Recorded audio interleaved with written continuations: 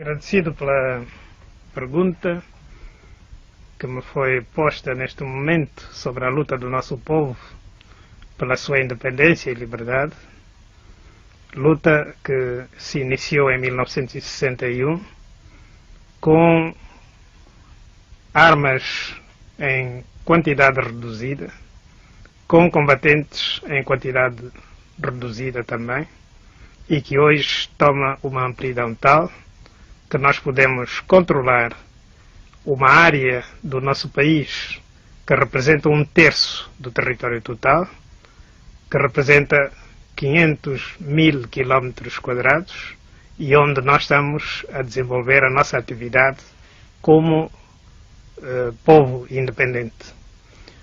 O nosso país é um país que se encontra na parte sul da África e, portanto, vizinha da Namíbia, vizinha da África do Sul, que domina aquele país, e, portanto, sujeito a todas as contingências da intervenção imperialista na nossa luta de libertação.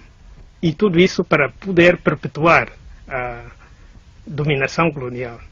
Os imperialistas estão muito interessados nisso. Nós vemos interesses estrangeiros enormes que penetram cada vez mais no nosso país, para a exploração das matérias-primas, do petróleo, por exemplo, do ferro, do diamante, do ouro, do urânio e de outras matérias-primas que existem no nosso país e que têm sido exploradas pelos colonialistas. No entanto, apesar disso, nós continuamos sempre com a nossa luta de libertação. Nós temos tido sucessos cada vez maiores. Nós temos obtido a unidade do nosso povo em torno desta ideia da libertação, em torno da ideia da independência, e estamos construindo a nossa vida independente com toda a dignidade, com todo o heroísmo, com todo o esforço que é necessário para que Angola seja independente no concerto das nações do mundo. Ultimamente deram-se passos muito importantes para que alguns elementos de divisão que ainda existiam dentro do nosso movimento de libertação, quer dizer, entre os angolanos, possam ser removidos.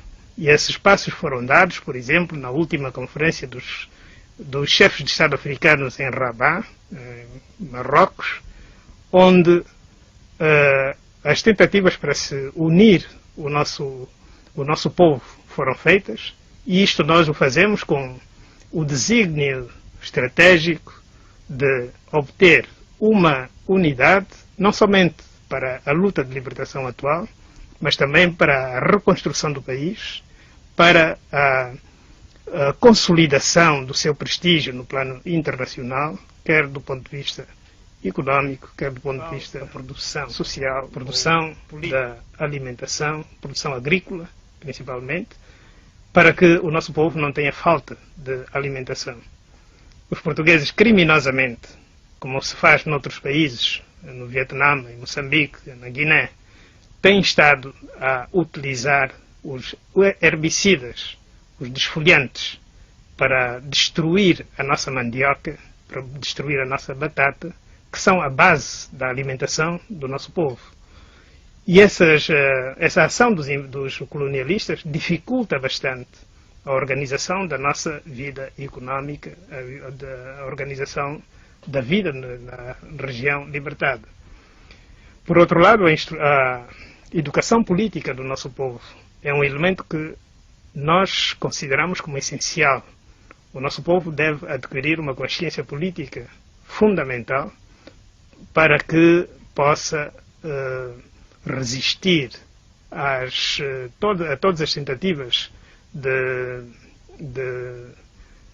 as tentativas do inimigo para nos destruir, quer agora, quer no futuro, depois de adquirirmos a nossa independência. Nós damos uma atenção especial à educação nas escolas primárias. Temos desenvolvido as escolas primárias. Estamos, neste momento, a organizar a educação secundária, a instrução secundária.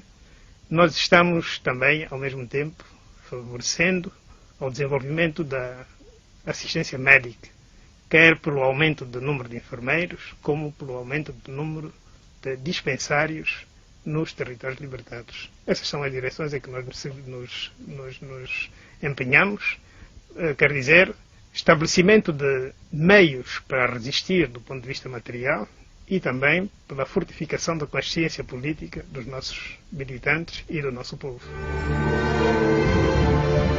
A ação do Dr. Agostinho Neto no plano diplomático começa muito antes de ser eleito presidente do MPLA em 1962.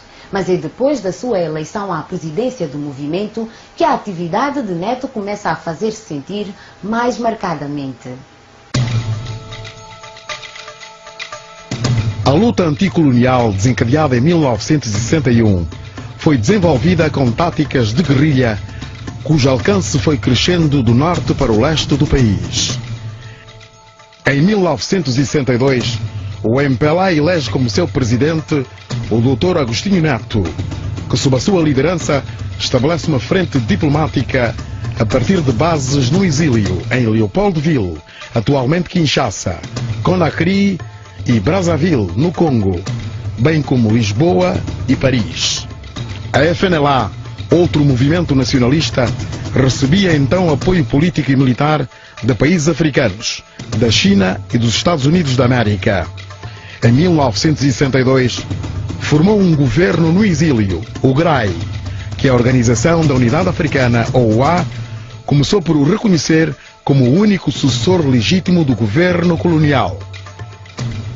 Com a liderança esclarecida de Agostinho Neto no campo diplomático internacional, alguns países africanos transferiram as suas simpatias e apoios para o MPLA, que na altura, embora detendo uma ação militar limitada e uma liderança muito disputada internamente, gradualmente ultrapassou política e diplomaticamente os seus rivais em termos de reconhecimento internacional, até atingir o protagonismo da luta de libertação nacional. O MPLA seguia desde Brazzaville uma política rigorosa de não alinhamento. Quando a visita que o Dr. Neto efetua em 1962 aos Estados Unidos da América em busca de apoio político fracassa, Neto concentra a sua ação diplomática tanto para a URSS e a China, como para o Canadá, a Suécia e a Suíça, para onde lhe fosse possível obter ajuda.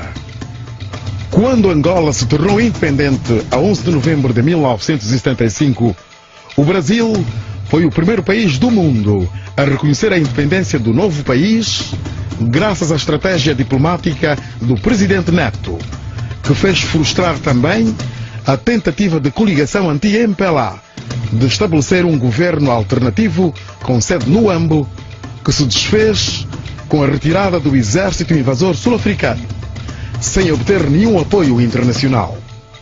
Portugal, a antiga potência colonizadora, veio a reconhecer a independência de Angola em fevereiro de 1976. Durante o governo do presidente António Agostinho Neto, a ação do país no sistema internacional foi orientado pelo pragmatismo responsável, definição cunhada pelo então Ministro das Relações Exteriores e hoje Presidente da República, engenheiro José Eduardo dos Santos, baseada em premissas éticas e responsáveis. Esta política externa definiu a inserção de Angola no mundo, que culminou com o reconhecimento pela Organização da Unidade Africana, OUA, em fevereiro de 1976, e com a adesão de Angola a membro de pleno direito da Organização das Nações Unidas em 1 de dezembro de 1976.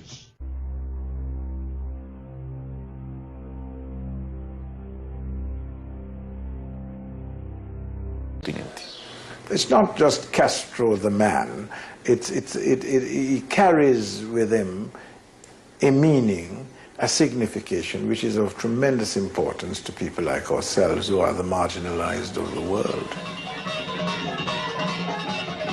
And Africa as a mother country to so many Cubans needed to be addressed as part and parcel of the worldwide thing of African liberation.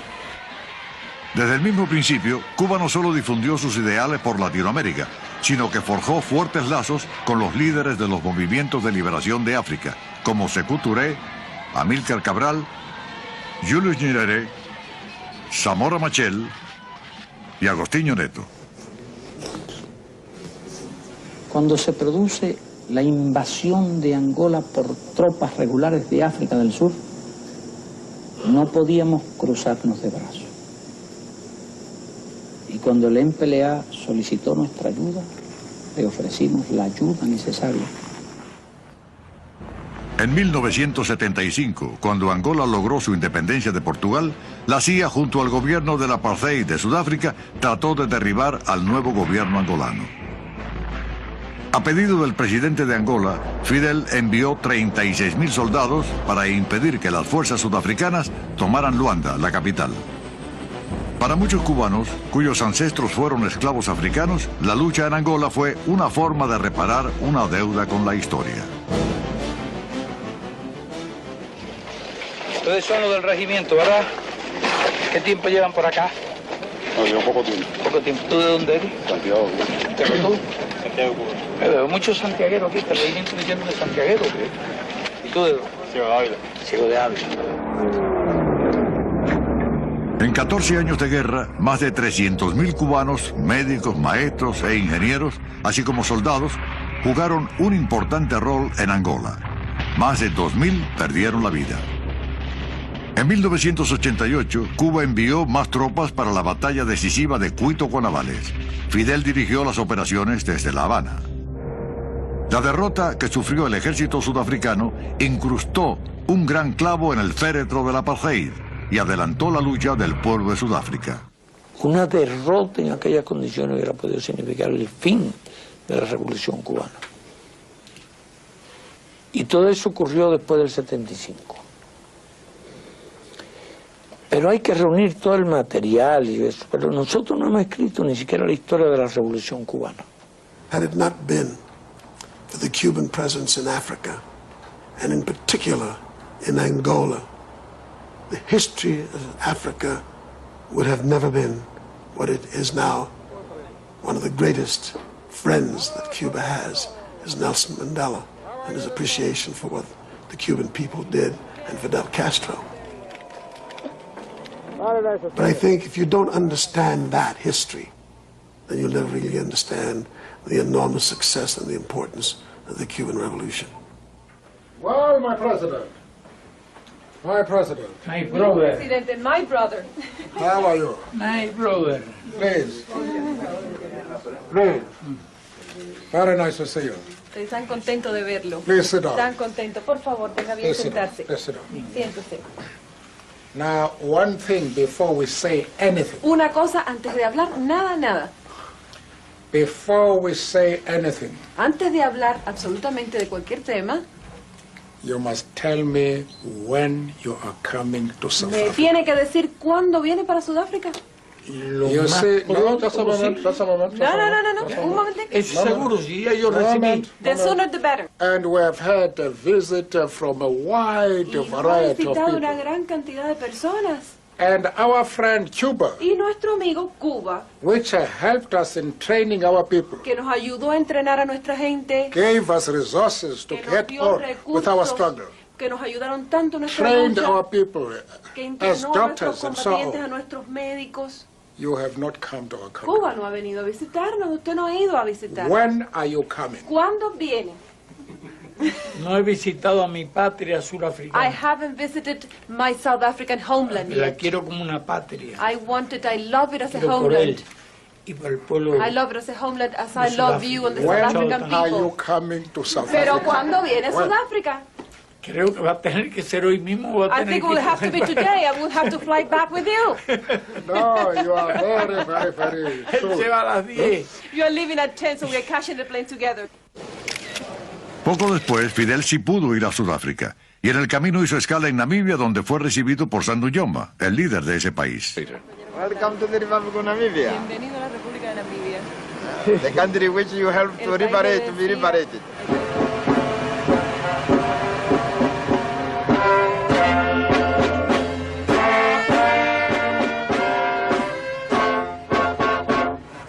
En Sudáfrica, Mandela lo esperaba.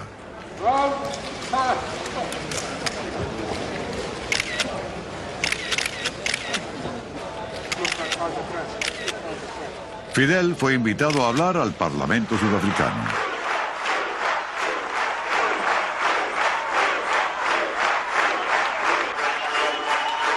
Conviértase Sudáfrica en modelo de un mundo futuro más justo y más humano. Let South Africa be a model of a more just and more humane future.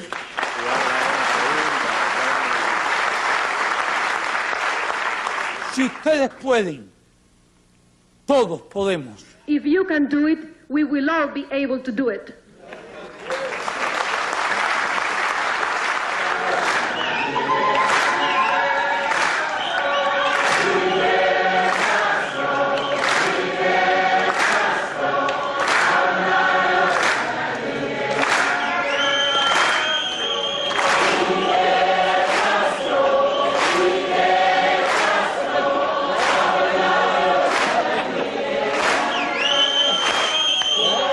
Fidel is linked to the post-colonial era as the figure who more than any, I think, symbolizes independence and sovereignty of small nations, shaking off the yoke of the imperial powers, and the fact that he has been there for as long as he has and has been able to magnify his role to really a global force from this tiny island base.